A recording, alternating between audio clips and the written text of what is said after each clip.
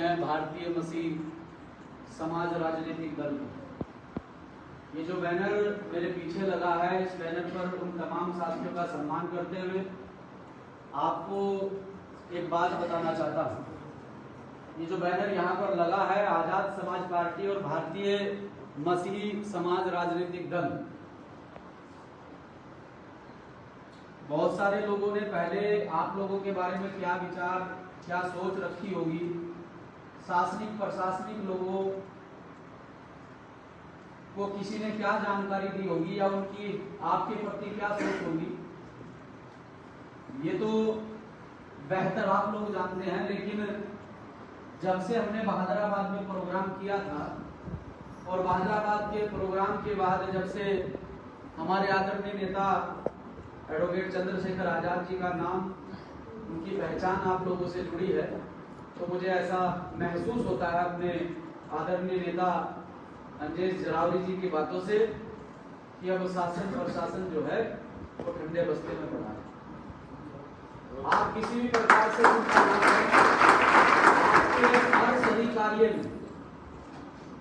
आपके हर सही कार्य में हम आपके साथ खड़े हैं। पहला प्रोग्राम हमने बहादुराबाद में अटेंड किया, हम आज से नहीं आपके साथ में जुड़े हुए हैं। मैंने वहां एक बात बताई थी कि यहाँ रुड़की के अंदर एक बार एक चर्च के अंदर तोड़फोड़ हुई थी। कुछ बजरंग दल के लोगों ने ये कहकर तोड़फोड़ की थी कि यहाँ धार्मिक आधार पर धर्म परिवर्तन किया जा रहा है, जबकि आप लोग एक विचार से जुड़े हैं, एक नाम से जुड़े हैं, एक विचारधारा से जुड़े हैं, जो विचारधारा आपको सही मार्ग दिखाने का कार्य कर रही है, जो विचारधारा आपके अंदर से जो कुरीतियां इस समाज में भरी पड़ी हैं। धार्मिक आधार पर आज तक हमारे लोगों को ठगा गया है, धार्मिक आधार पर हमारे साथ में छल किया गया है, धार्मिक आधार पर हम लोगों को आज तक डराकर हमारे ऊपर आज तक राज किया गया है। आप उन कुरीतियों से दूर होते चले जा रहे हैं, तो मुझे उस दिन बड़ी खुशी हुई और मैंने ये बात कही भी कि जब आपको मेरी आवश्यकता रुड़की में पड़ी, आज से नहीं 4 साल पहले मैं आप लोगों के लिए वहां खड़ा। जब भी समाज के किसी व्यक्ति को मेरी आवश्यकता पड़ी, आप लोगों को जब भी मेरी आवश्यकता पड़ी, जितना मुझसे हुआ मैं आप लोगों के साथ में खड़ा हुआ। लेकिन मैं पूरे समाज की बात कर रहा हूँ कि जब भी समाज को मेरी आवश्यकता पड़ी, मैं समाज के साथ खड़ा रहा। एक दिन मेरा हौसला बिल्कुल टूट चुका था और मैंने फिर दूसरा प्रोग्राम आप लोगों का ही अटेंड किया भक्तों वाली के अंदर। उस दिन मैं पूरी तरह से टूटा हुआ था और मैंने ये ठान लिया था कि मैं आज के बाद किसी भी प्रकार से किसी भी सामाजिक कार्यक्रम में हिस्सा नहीं लूंगा और मैं अपने घर पर रहकर अपने परिवार की देखभाल करूंगा। क्योंकि जिस समाज को हम लोग एकजुट करने की कोशिश कर रहे हैं, जिस समाज को हम चाहते हैं कि ये समाज मजबूत हो, सबसे पहले अगर हम सामाजिक स्तर की बात करें, राजनीति में हम बाद में आए हैं, तो हम अपने समाज को हर तरह से चाहते हैं कि हमारा समाज मजबूत हो। हम 2015 से आदरणीय चंद्रशेखर आजाद जी के साथ में, अपने नेता आदरणीय विनय रतन सिंह जी के साथ में लगातार 2015 से संघर्ष कर रहे हैं। और जिस समाज के लिए हम संघर्ष कर रहे हैं, बाहर के लोग तो कम, उसी समाज के हमारे सबसे ज्यादा विरोधी हैं। सबसे ज्यादा लोग हमारे ही समाज के हमारा विरोध करते हैं। इसका मतलब ये है कि ये खुद तो कुछ करना नहीं चाहते, ये दूसरे को करने देना भी नहीं चाहते, ये खुद परिवर्तन नहीं करना चाहते हैं। ये चाहते हैं कि जिस हालात में मैं हूं, ये भी उसी हालातों से गुजरना चाहिए, ये भी उसी कंडीशन में रहना चाहिए। आप लोगों ने अपने आप को परिवर्तन किया, आप लोगों ने अपने अंदर अपने घर में परिवर्तन किया, तो मुझे एहसास है इस बात का कि आप लोगों से भी बहुत लोग जो है मनमुटाव रखते होंगे, बहुत लोग आपसे जलते भी होंगे, ये सच्चाई है। लेकिन मैं फिर कहता हूं कि एक राजनीतिक दल आप लोगों के द्वारा तैयार किया गया है। आजाद समाज पार्टी के तमाम पदाधिकारी जो मेरे साथ चलकर आए हैं, वो भी यहाँ पर बैठे हैं। अब आप लोगों ने एक मार्ग अपनाया है, जो राजनीतिक मार्ग है। जब आप लोगों की बात कहने वाला, आप लोगों की बात उठाने वाला यहाँ देश और प्रदेश की राजनीति में हिस्सेदारी करेगा, तो मुझे ऐसा एहसास होता है कि जब वो कोई बात कहेगा, उसकी बात का वजन होगा और आप पर फिर शोषण अत्याचार नहीं होगा, आपको कोई सताने वाला नहीं होगा। और जब तक आपकी बात रखने वाला अब तक आप लोगों को खुद नहीं पता है कि आपने किसको बनाया, किसको वोट किया, किसको आगे बढ़ाया। यहाँ मैं झबरेड़ा विधानसभा क्षेत्र में इस मीटिंग का आयोजन किया गया है। मैं अपनी बात से थोड़ा आउट हो चुका हूँ क्योंकि मैं कुछ बताना चाहता था आप लोगों को, लेकिन आप लोगों ने इस मीटिंग का आयोजन कराया है, ये बहुत अच्छी बात है। लेकिन जब तक आप लोग राजनीतिक रूप से अपने व्यक्ति को, जो आपकी सोच का व्यक्ति है, आपके विचारों से जुड़ा हुआ व्यक्ति है, जो आपकी सोच को, आपके विचारों को समझता है, आपकी परेशानी को अपनी परेशानी मानता है, जब तक ऐसे मिशनरी साथी को आप आगे नहीं बढ़ाओगे तब तक आपकी आवाज उठाने वाला कोई नहीं आएगा। आज भाई एडवोकेट चंद्रशेखर आजाद जी सदन के अंदर प्रत्येक वर्ग, इस देश में रहने वाले हिंदू, मुस्लिम, सिख, ईसाई, बौद्ध, जैन, सब की बात जो है आज लोकसभा के अंदर रखते हैं, क्योंकि बाबा साहब डॉक्टर अम्बेडकर साहब के सपनों का भारत है। बाबा साहब डॉक्टर अम्बेडकर साहब की लोकतांत्रिक व्यवस्था यहाँ स्थापित है। ये देश धर्मनिरपेक्ष देश है। इस देश में सबको अपने अपने धर्म का प्रचार प्रसार करना और अपने अपने हिसाब से अपने अपने लोगों को समझाकर एकजुट करके एक ट्रैक पर लाने का सब हो चुका है। लेकिन आज कुछ लोग जो आज सत्ता में इस देश में पूर्ण रूप से स्थापित है, उन्हें ऐसा एहसास होता है, उन्हें ऐसा महसूस होता है, वो ऐसा करते भी हमारे लोगों के साथ में कि यहाँ बौद्ध मठ तोड़ दिए जाते हैं, यहाँ जैनों के मंदिर तोड़ दिए जाते हैं, यहाँ ईसाइयों के चर्च तोड़ दिए जाते हैं। उन्हें ऐसा एहसास होता है कि इस देश में जो हिंदू धर्म से जुड़ा हुआ व्यक्ति नहीं है वो इस देश का नहीं है। लेकिन ऐसा नहीं है। यहाँ बाबा साहब डॉक्टर अम्बेडकर साहब का लिखित संविधान इस देश के अंदर है। उस संविधान के आधार पर आप लोगों को बराबर के अधिकार बाबा साहब डॉक्टर अम्बेडकर साहब ने दिए। मैं तो सिर्फ आपसे इतना ही कहना चाहता हूँ कि जिस दिन आप लोगों ने भर्तवारी का प्रोग्राम किया और मैंने आपको देखा जिस तरह से आप लोगों ने मेरे लिए दुआ की, मेरे लिए प्रार्थना की और दिल से जो आपकी आवाज आ रही थी, उस आवाज से मेरी आंखों में जो आंसू टपके, तो मुझे एहसास हुआ कि हाँ, मेरी जरूरत मेरे लोगों को है और मुझे ये फील्ड छोड़कर नहीं जाना चाहिए, मुझे अपने लोगों की लड़ाई को लड़ना चाहिए। और उस दिन से मैं दुगनी रफ्तार से काम कर रहा हूँ। आज तक चैन से अपने घर नहीं बैठा हूँ। वैसे मुझे 11 साल हो चुके हैं। लगातार यातनाएं, बहुत सारे आरोप, बहुत सारे दिक्कतें, परेशानियों का सामना करते हुए मैं लगातार कार्य कर रहा हूं, क्योंकि मुझे पता है कि जो लोग मेरे ऊपर आरोप प्रति आरोप कर रहे हैं वो भले ही मेरे समाज के हैं, लेकिन वो घर में बैठकर मेरे ऊपर आरोप प्रति आरोप कर रहे हैं। और मैं उनके आरोपों से अगर डरकर उनकी तरह घर में बैठ गया तो ये समाज किसके भरोसे चलेगा? इस समाज को हमारे ऊपर भरोसा है, हमारे नेता के ऊपर भरोसा है कि हाँ, ये लोग आगे चलकर हमारे लिए कुछ करेंगे, तो हम आपके जो सपने हमसे जुड़े हुए हैं, आपकी जो उम्मीदें हमारे साथ जुड़ी हुई हैं, हम आपके सपनों का, आपकी उम्मीदों का जो है पूरी तरह से समर्थन करते हुए हम उन पर खड़ा उतरने का काम करें। आपके किसी भी प्रकार से घबराने की आवश्यकता नहीं है। वैसे तो क्योंकि मैं एक बात और बड़ी दावे के साथ इस बात को कहना चाहता हूं, चाहे वो किसी भी अन्य संस्था से जुड़ा हुआ व्यक्ति हो, वो किसी भी धार्मिक संस्था से जुड़ा हुआ व्यक्ति हो, अब वो आपको आकर किसी भी प्रकार से सताने का काम नहीं, क्योंकि जो फोटो सामने लगी है, इस फोटो से सबका इलाज है। यही सच्चाई है। आज पूरे देश के अंदर अगर यहाँ विपक्ष की भूमिका अगर कोई निभा रहा है, विपक्ष की भूमिका निभाकर अगर कोई आप के लिए लड़ रहा है, इस देश के अंदर अगर आरएसएस जैसे बड़े संगठन को कोई संगठन टक्कर दे रहा है, तो भीम आर्मी का संगठन है।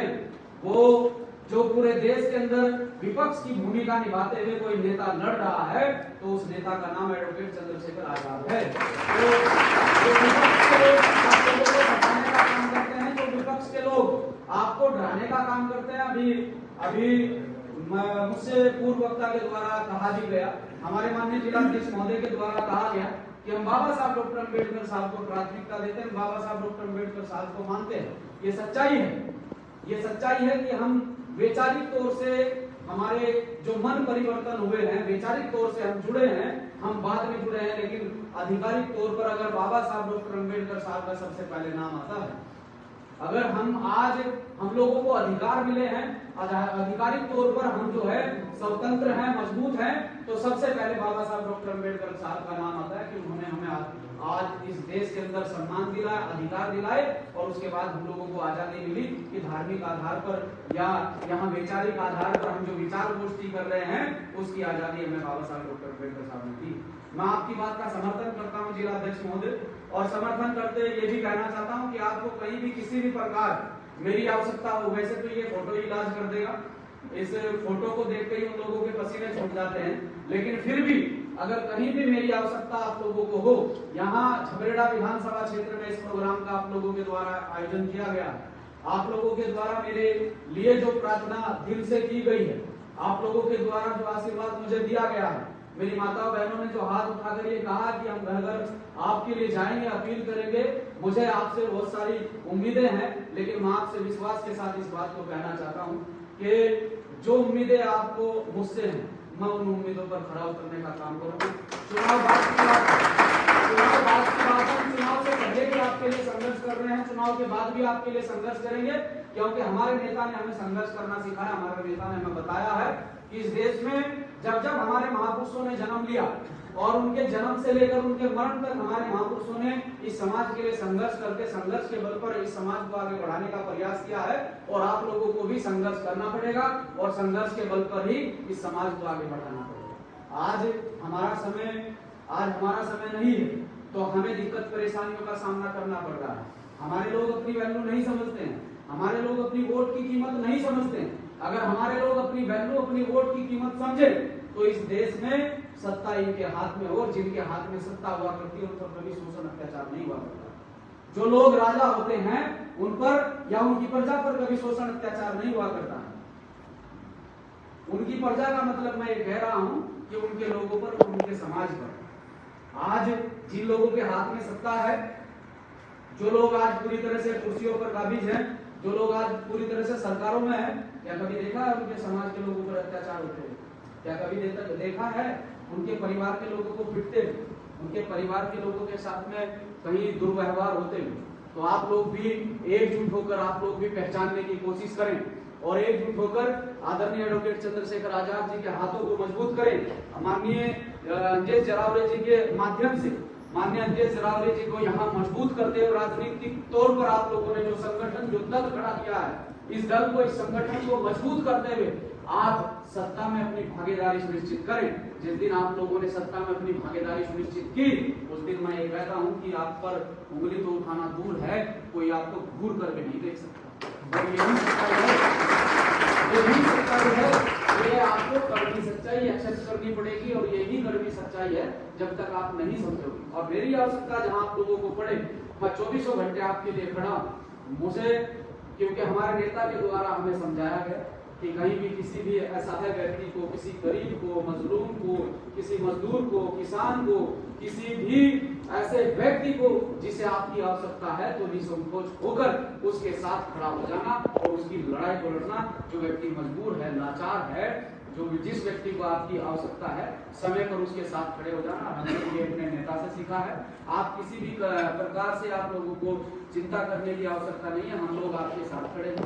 एक बहुत बड़ी भ्रांति कुछ लोगों के द्वारा फैलाई जाती, खासतौर से हमारे एससी समाज में जाकर हमारे ही लोगों को आप आपस में भिड़ाने का जो कार्य, जो प्रयास कुछ लोगों के द्वारा किया जा रहा है कि जी धार्मिक आधार पर हमारे लोगों का परिवर्तन किया जा रहा है, धार्मिक आधार पर हमारे लोगों को परिवर्तित किया जा रहा है। लेकिन जिस दिन से मैं आप लोगों से मिला हूँ, मेरी मुलाकात आप लोगों से हुई है, जिस प्रकार से दिन से आप लोगों ने मेरे लिए प्रार्थना दुआ की है, और जो बात मेरी आपसे हुई है, मुझे उस पहली मुलाकात से लेकर आज तीसरी मुलाकात मेरी आपकी है, मुझे ऐसा महसूस नहीं हुआ है कि आप लोग कहीं धार्मिक आधार पर परिवर्तित हैं। आप लोगों को अच्छा लगा, आप लोग वैचारिक आधार पर आप यहाँ, क्योंकि सत्संग तो बहुत सारे चलाए जा रहे हैं देश के अंदर, बहुत सारी आरएसएस की संस्थाएं चल रही है जो सत्संग के रूप में चल रही है।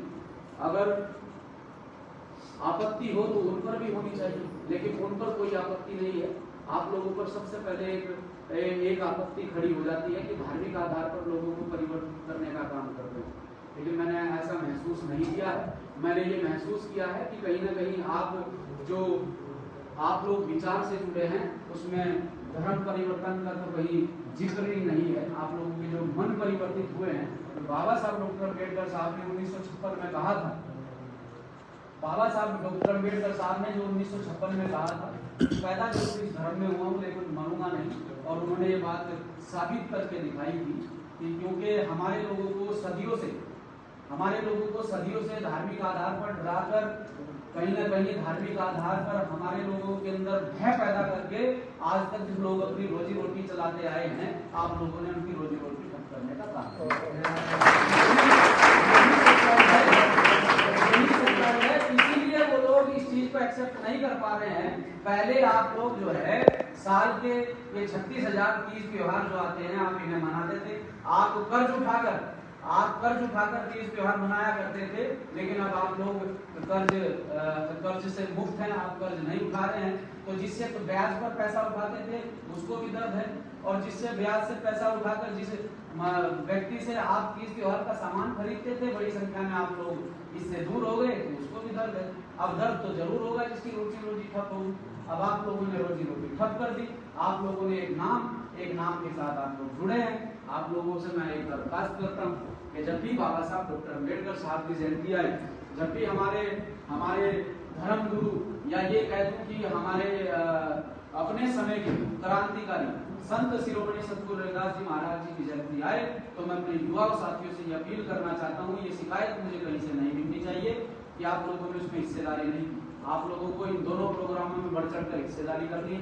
हम आपके साथ में तन मन धन से खड़े हैं। वैसे तो हम लंबे समय से आप लोगों की सेवा में हाजिर है, पिछले 11 साल से काम कर रहे हैं, और अभी आप ही के क्षेत्र झबरेड़ा विधानसभा में चुनाव मैदान में हूँ।